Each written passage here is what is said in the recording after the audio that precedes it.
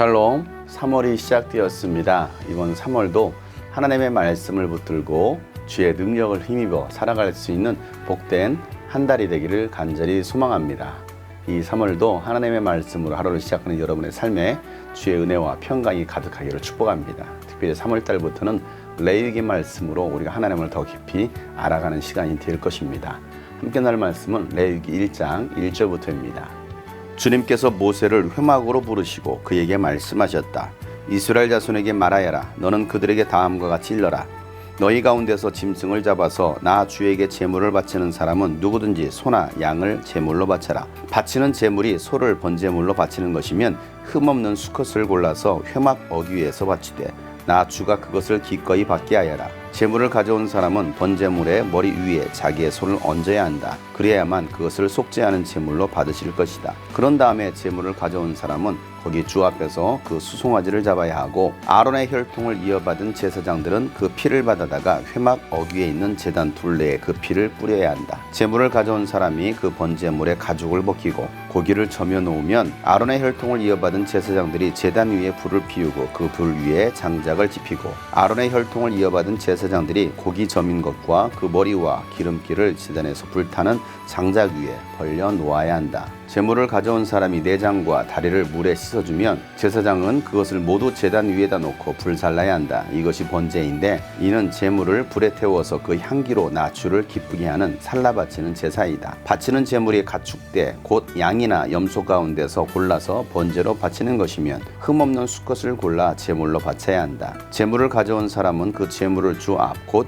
제단 북쪽에서 잡아야 하고 아론의 혈통을 이어받은 제사장들은 제단 둘레에 그 피를 뿌려야 한다. 제물을 가져온 사람이 고기를 저미고 그 머리와 기름기를 베어 놓으면 제사장들 가운데서 한 사람이 그것들을 제단에서 불타는 장작 위에 벌려 놓아야 한다. 제물을 가져온 사람이 내장과 다리를 물에 씻어주면 제사장은 그것을 받아다가 모두 제단 위에서 불살라야 한다. 이것이 번제인데 이는 제물을 불에 태워서 그 향기로 나 주를 기쁘게 하는 살라 바치는 제사이다. 나 주에게 바치는 제물이 날짐승을 번제물로 바치는 것이면 그는 산비둘기나 집비둘기 새끼 가운데서 골라 제물로 바쳐야 한다. 제사장 그 날짐승을 받아서 제단으로 가져가고 그 목을 비틀어서 머리를 자르고 그 머리는 제단에 불사르고 피는 제단 곁으로 흘려야 한다. 제물을 가져온 사람은 제물의 멱통과 그 안에 있는 오물을 떼어내서 제단 동쪽에 있는 잿더미에 버려야 한다. 그가 두 날개를 잡고 그 새의 몸을 찢어서 두 동간이 나지 않을 정도로 벌려 놓으면 제사장은 그것을 가져다가 제단에서 불타는 장작 위에 얹어서 불살라야 한다. 이것이 번제인데 이는 제물을 불에 태워서 그 향기로 나 주를 기쁘게 하는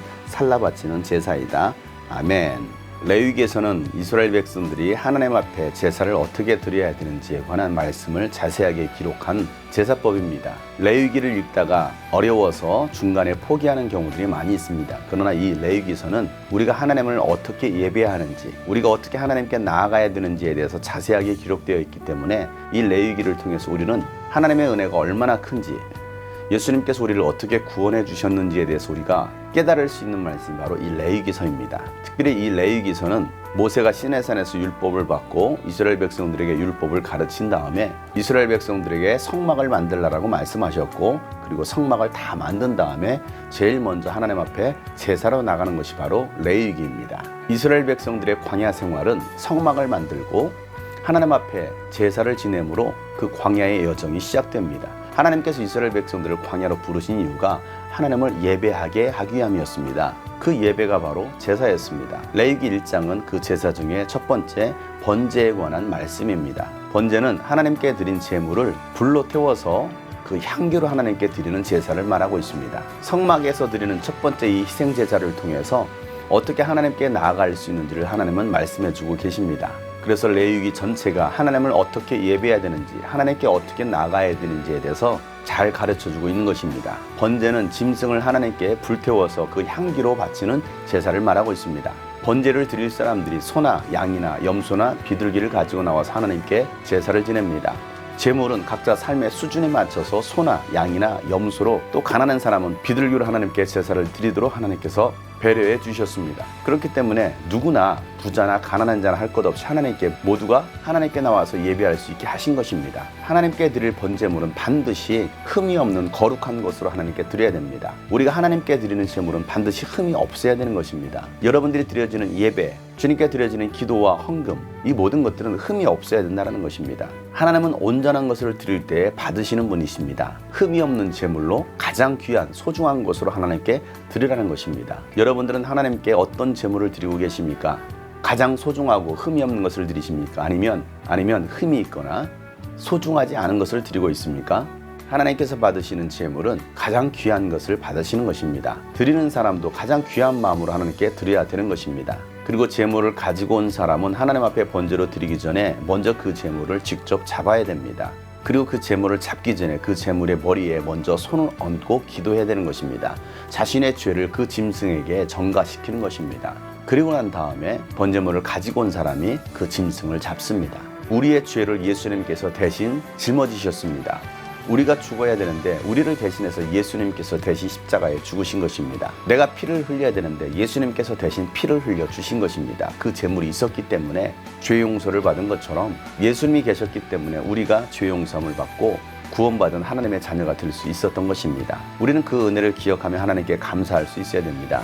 하나님은 온전하고 거룩하고 가장 귀한 것을 하나님께 감사함으로 드릴 때에 하나님은 그 살라바치는 향기를 받으십니다. 여러분이 드려지는 그 모든 예배의 향기를 받으십니다. 하나님께서 기뻐 받으실 향기의 번제를 우리는 하나님 앞에 드려야 되는 것입니다. 그렇게 드려진 여러분의 제물 예배를 하나님께서 기뻐하십니다. 이 3월 한 달에 하나님께 나아가는 법인 이 제사법을 통해서 하나님께로 더 가까이 나아가고 하나님께서 기뻐 받으실 만한 여러분의 삶의 예배, 삶의 제사가 되기를 주의 이름으로 축복합니다. 오늘도 하나님께서 기뻐 받으실 만한 향기의 제물 되기를 간절히 소망합니다. 샬롬.